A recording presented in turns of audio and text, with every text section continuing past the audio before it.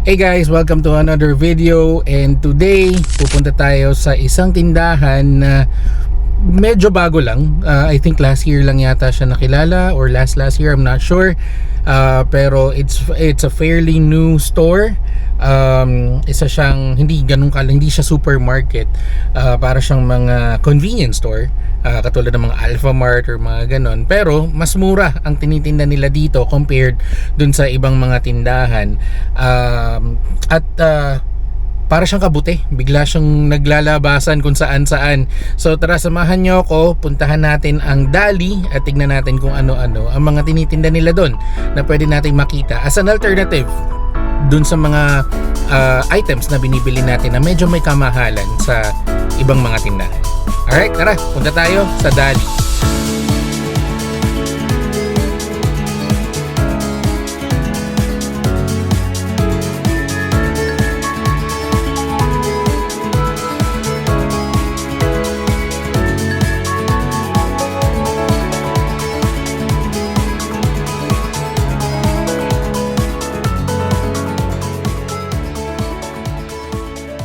Alright guys, so nandito tayo sa may Dali along Kabatuhan Road.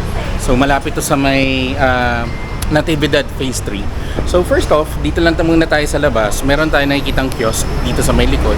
So itong kiosk na to, pwede kang mag-cash in. So kunwari meron ka, ayan, meron kang Gcash, Paymaya or GrabPay, ShopeePay, anything.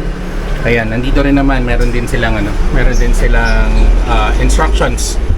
Ayan, kung paano gawin yung pagka-cash in, and then mag-i-insert ka lang dun sa may baba ng pera para makapag-cash in ka. So in case na kailangan mo magbayad ng Gcash or anything, pwede sila dito. Also, before, cash basis lang sila. Wala silang yung para mga digital payment. Pero right now, they're already accepting Gcash, Paymaya, Visa, ayan, mga cards. So payment in this card. Ayan. Before kasi, wala talaga yan. So, ayan. Alright, so dito tayo sa loob. First things first, before we start with our grocery, actually hindi mo malaking grocery, pero bibili lang tayo ng ibang mga gamit or items na pwede natin ma-try, and then makita ko rin sa inyo kung ano yung mga brands na manufactured or produced by Dali. Kasi si Dali, aside from being a grocery store, sila rin yung nagma-manufacture ng sarili nilang brand. So papakita ko yun later on. Pero meron akong gustong i-highlight sa inyo, which is ito. Ayan, yan tong principles na to.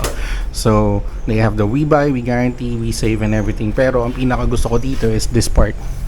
Yung we guarantee, very good quality, which we check regularly by independent laboratories.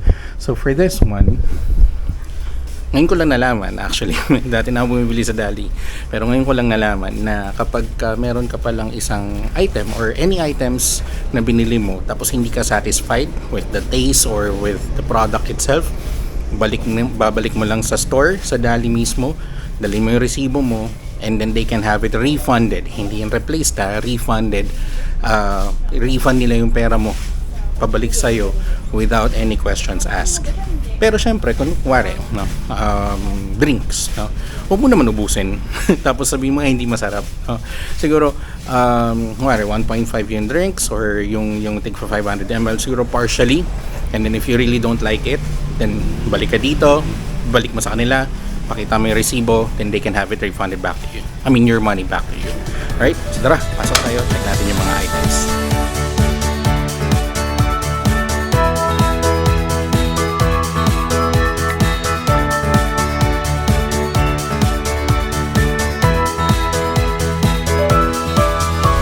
Alright, so kung mahilig kayo sa kape, ayan, katulad ng nabanggit ko kanina, no, meron silang sila yung mismong nagpo-produce. So, for example, like this one, ayan. So makikita mo naman kung yung item na binibili mo is produced by Dali mismo. So ito, katulad nito, merong coffee ni Juan. So this is an alternative if you are looking for a 3-in-1 coffee. Meron tayong brown coffee dito, merong blanca. So ayan yung mga what do you call this, instant coffee. Meron din sila ito, yung black. So ayan, so for this one, this is 33.50. Ayan, 33.50 lang to. And this is 50 grams. Yes, 50 grams. Ayan. This is 50 grams. Not sure dun sa mga um, kapareho niya, like let's say mga Great Taste or what, if it is the same. Pero for this one, ito yung black and 3-in-1 nila na black is 5 pesos each. So 2 piso lang. Even the brown 5 pesos, pati itong blanca 5 pesos. Alright, pero if you're looking for yung talagang brands like yung mga Nescafe or what, meron din naman sila. Ayan, so yung twin pack nila is 12.25 each. Ayan, ganun din sa mga creamy white. Ayan, sa Great Taste na cream oil, they also have 17 pesos na 60 grams. Tapos yung classic instant coffee is 120 or 120 pesos for 100 grams. Kaso mukhang ubos na yata. So nandito. Aside from that, ang Dali is kilala rin kasi sila sa mga what do you call this, imported na mga brands, no? Let's see. Ito kasi Health Cow. This is manufactured by Dali as well. Hanap tayo ng mga hindi, meron dito. Actually, meron ako nabili dito last time. Ito, gustong-gusto ko to. Mamaya bibili ulit ako ito. Ayan. Oops. Ayan. Ano ba to? Shogeten. I'm not sure. Shogeten. Pero this is chocolate. Tapos may hazelnut na malambot na, it's not really sobrang creamy, pero it's hazelnut cream sa loob. Pero pinakamalapit na lasa niya is Cadbury. That's 60 pesos. I think that's 18 blocks ang nakalagay doon. Check natin later kung ano pa ang meron doon. So then they also have this Sofudo Swiss roll chocolate, and 6.25 lang. Meron din silang cake na strawberry, tapos Ludwig's. So I'm not familiar with the brands, pero this is most likely imported kasi wala yung Dali na na logo. Eto ba? Tingnan natin kung imported din siya. Yeah. Oriental lang nakalagay. Oriental. So those are imported brands. Itong Ludwig, check natin. Choco Fun, hindi ko makita kung nasaan, pero check natin yung price niyan later, yung Ludwig. Alright, so ito pa, meron dito sa cheese. So parang cheese whiz, pero this is produced by Dali as well. So meron silang pimiento, meron silang original, and this is 75 para sa pimiento, and then 69 para sa ganito. And this is huge actually, 200 grams. Yan, 200 grams to. And then ito pa pala, ito nagamit ko na to, Kulina. Okay din yung brand na to, Kulina. So itong Kulina is manufactured by Dali, and ang Kulina is ayun, 62 pesos. Alright. Ito, Go Nut. Ito, Dali rin yan. Ayan. Meron akong Go Nut sa bahay na ito lang, yung parang what do you call this? Ano yung brand na hindi ko matandaan, kung masyado nabili yan. Pero anyway, alam nyo yun kung ano yung sinasabi ko na hazelnut spread, and 79 pesos lang yan. Ayan, 79 pesos lang to. And this is Duo na milk and chocolate, and then this is Duo milk strawberry. Ayan, 79 lang din yan. Ito hindi ko pa natatry. Itong verde, Hardin Verde. So, fruit cocktail. Ito 75 pesos siya. Ayan. Ayan. Kung na-try nyo na to, comment down below kung anong meron. Marami ba siyang pineapple or sakto lang. Tapos ito is 219. Ayan. So kung mga mag-fruit salad, meron din sila mga kaong. Ayan. Sardines. Ayan, Sardinas Sea Point. This is made by Dali as well. Oops, sorry. Made by Dali as well. Sea Point. Ito 20 pesos, 20.75. And then ang Ligo is 24.75. Yan, mas mura ng 4 pesos. Alright, dito naman tayo sa snacks. So meron silang mani. So this is 100 grams, 17 pesos. 17. Tapos ang Ding Dong, ito page na. Ding Dong is 100 grams as well, 19.25. So 225 ang ano niya. Ang difference nila. Dito naman, meron sila yung premium na brandy El Mayor. Ayan, 1 liter. So hindi ako umiinom, hindi ko alam kung nalasa niya. Pero if it is the same ng Alfonso Light, this is 270 pesos. 270 sa Alfonso, si El Mayor is 229. Meron din sila dito, Twist O Super 250, 250 ml, so 725 ito yun. So meron na siya lang sipping something tawag dito. Pero 10 pouches, so 7250, 725 each. And then ito, this is Pinoy root beer. Nabuksan na yung ganito namin sa bahay pero hindi ko pa natitikman. Si Blitz ang tumikim. So they have Pinoy root beer, meron din Pinoy cola nandoon. Check natin later. And then ito Pinoy fizz, lemon lime, tas citrus. Yan. Etong mga to, actually na-try ko na ito. Itong cola, itong citrus rush, pati, nabili ko yung yun nandoon na root beer pero hindi ko siya natikman. Pero ito na-try ko. Ito bibiling ko ngayon. Tsaka siguro bibili lang ulit ako ng cola tsaka ng citrus. Ito yung lasa ng mga cola nila is actually para siyang yung cola mismo, okay, yung una, yung Pinoy Cola. Yung Pinoy Cola kalasa siya ng Pepsi. Pepsi na medyo diluted ng yung ice. So naglagay ka ng ice, medyo na dilute ng kaunti yung ice, ganun siya. So medyo matabang. Pero ang price difference nila, if you're going to think about it, ang Pinoy Cola, yung original is 45 pesos. Tapos ang Pepsi is I think nasa 60 something na. Okay, that's 1.5 then. Pero if you're looking for Coca-Cola, sa Pure Gold, that's 63 pesos. Pero dito kay Dali, 59.75 original Coke. Kung Coke talaga gusto mo, 59.75. Tapos ito 45 pesos, so that's almost a 15 peso difference. Malaki yun, 15 peso difference. So kayo, kung naghahanap lang kayo ng cola tapos budgeted kayo, I suggest this is a good brand na alternative for colas. Pero kung may budget naman talaga kayo, tapos gusto nyo yung medyo matapang na cola, then you can go with Coca-Cola or Pepsi or anything.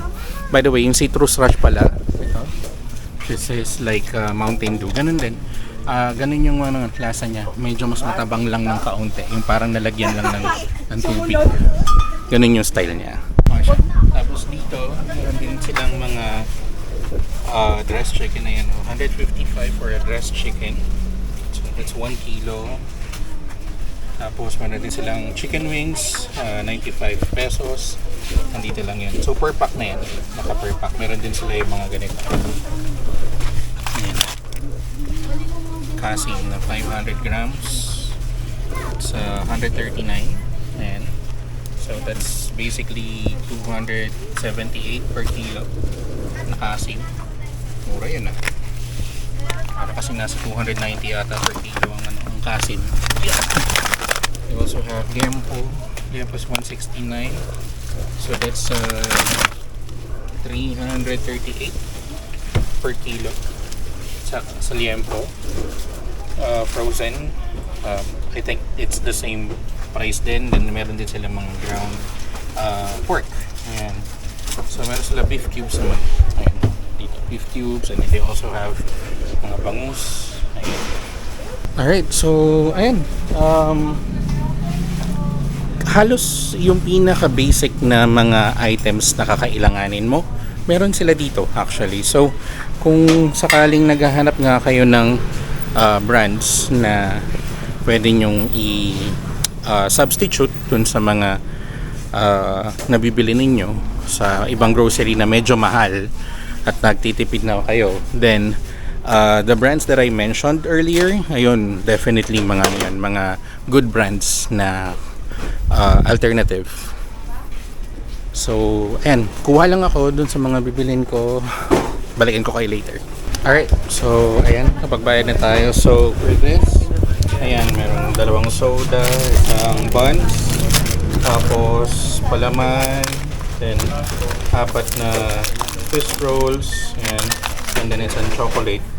This is for 289. Ayan, 289 siya. So not bad pa rin naman. Not bad pa rin kasi kung tutuusin, kung ganito yung mga binili mo sa iba, probably nasa 350, almost 400 na yan. And also, by the way, self-service nga pala dito, so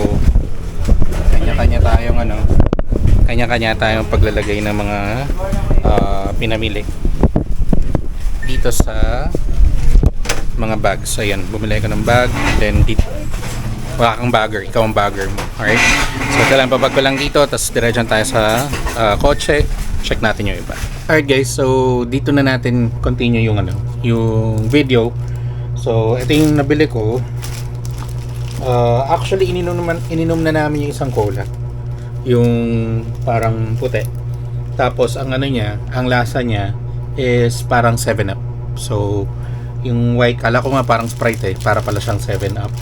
Tapos siya, yun din, hindi siya ganun kalakas na lasa. Pero considering yung 7-Up kasi kapag ininom mo siya, hindi rin siya ganun katapang.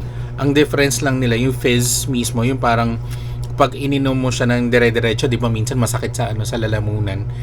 Dahil dun sa bubbly niya, yung pagiging bubbly niya.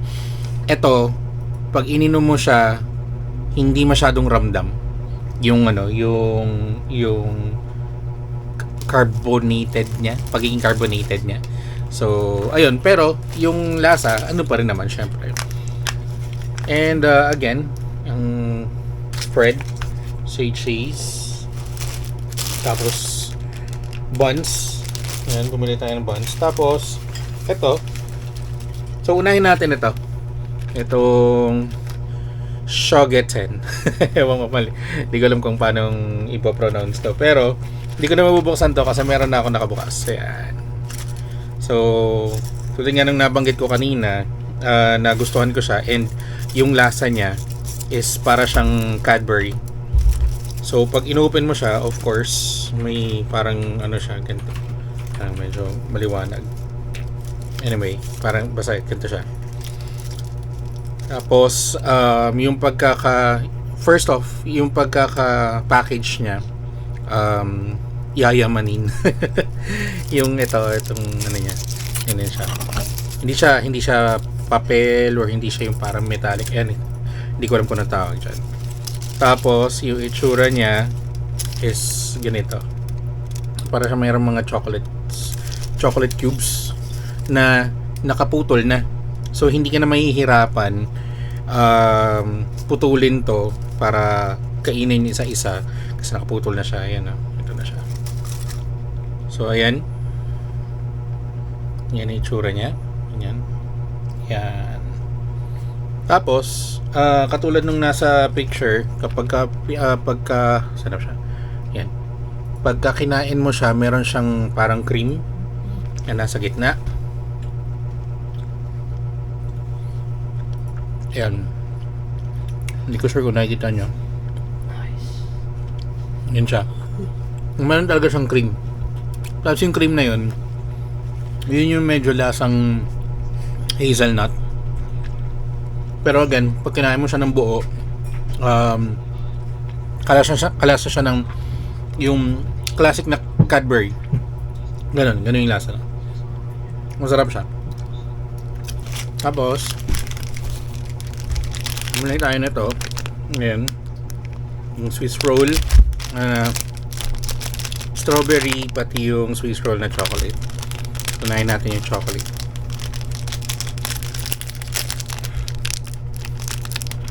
Ayan, hindi mo siya ganun kahirap buksan.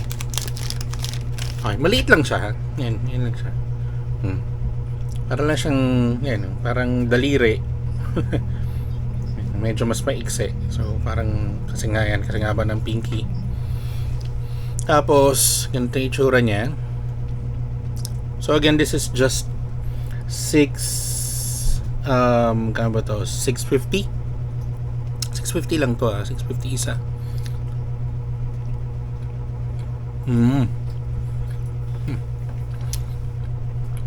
Yung ano niya, yung dough, sorry. Itong parang bread or cake. Masarap siya, matamis. Hindi siya overly sweet. Ngayon na, yung chocolate niya, hint of chocolates lang siya. Pero, kung familiar kayo sa mga, yung mga dati na cupcake, Monde na cupcake. Hindi yung mga bago ngayon I'm not sure kung Monde. Hindi, Regent na cupcakes. I think meron pa rin yata sa mga grocery yun. Kung natikman niyo yung chocolate or yung mocha na cupcake nila, ganun yung ano niya, yung texture niya, pati yung lasa. Pero 650, yun lang, medyo maliit. Kumbaga, kung tutuusin, tatlong kagat.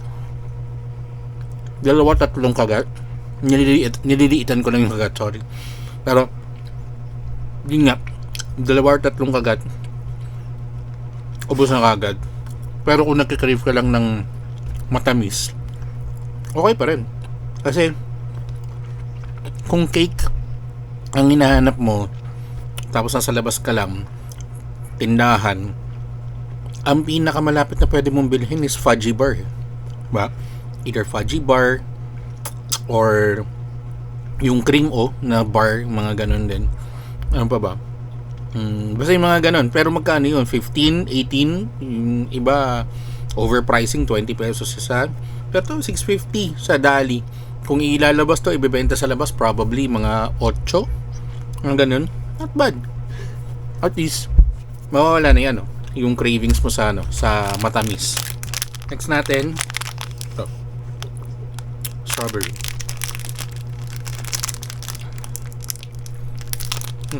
So, ayaw magpabukas.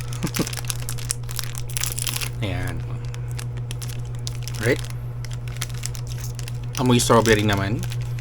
Medyo creamy yung pagkaka-strawberry niya. Ayan. Pagka-open, ayan ang itsura. May cream sa loob. Tapos, yung mismong cake niya, I think this is strawberry cake. Alright. Ato, naghahalo yung lasa ng cream and yung strawberry. So,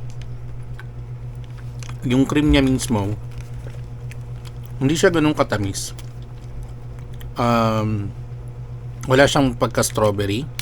I mean, kulang yung pagka-strawberry na lasa ng mismong cake. So, hindi siya, kumbaga, yung aroma lang or yung amoy lang nung strawberry, yun lang yung na parang effect sa akin Pero yung lasa itself, din, para din siya nung Regent na cupcake na strawberry. Ganun din siya. Ano ba may strawberry ngayon na cupcake? Pang wala yata. Meron yung mga Rebisco na biskuit, diba? Pero cake itself, I'm not sure kung meron Let me know kung may alam kayo. Pero as far as I know, wala lang. Then again, in terms of pagiging sulit niya, sulit na yan. I mean, 650. So, ayan. Wala na akong ibang nabili dito. Yun naman, again, kung naghahanap kayo ng alternative na mga brands na mura compared dun sa mga nabibili mo sa mall, katulad ng katulad nito, yung ganito na cheese whiz, magkano yung ganitong cheese whiz na 200 grams? I think nasa 90 yata yun, or 80, I'm not sure. Pero itong say cheese, 69 pesos lang to, 200 grams, 69 pesos. O yung cola na ganito, this is 45 pesos. Pag bumili ka ng Coke doon sa Dali's, 59.75. Pag bumili ka sa Pure Gold, 62 yata or 63. Sa mga tindahan, 70-75 pesos. So, alam mo yan, ang laki ng difference. Kapag, lalo na kung mahilig kayo ng mga yan, yung mga soda or yung mga ganito nga, yung mga chocolates. Actually, may iba pa sila chocolates. Hindi na lang ako bumili. Pero yun, kung naghahanap kayo ng groceries, again, ang pinaka kalaban lang nila in a sense is yung O-Save. Pero yung O-Save kasi dito medyo malayo sa amin, unlike dito sa may Dali. So ito again, yung Dali nga dito is padami ng padami. Tapos meron pa pala akong napanood na video sa Facebook regarding Dali. Nag-start pala yan 2020. And yan, ilagay ko na lang yung video somewhere here or link para kung gusto niyo makita kung saan nagsimula si Dali. Yun, mapapanood niyo rin sila. So ayun guys, kung meron pa kayo ibang, again, if you have any other products na gusto nyong itry ko, para yung kumbaga nagdadalawang isip kayo kung masarap ba to or hindi, reviewin na natin yan, itry na natin yan, let me know, just comment down below, send me a message, ano pa, mga locations, restaurants, ganun din, just comment down below. And ayun, kung hindi pa kayo subscribe sa channel to, click on the subscribe button, click on the notification bell para updated din kayo sa lahat ng ating videos. And kung hindi pa kayo naka-follow sa ating Facebook page, follow nyo na rin ako doon, Jason's Tasty Voyage, same name lang din siya. Ano ba? Madami tayong mga videos na i-upload pa. Again, tipid series tayo for the next few days probably. Siguro singitan lang natin ng ibang ibang stores na pwede natin ma-review. And ayun. So again, thank you for watching another video. And my name is Jason, and see you in our next vlog.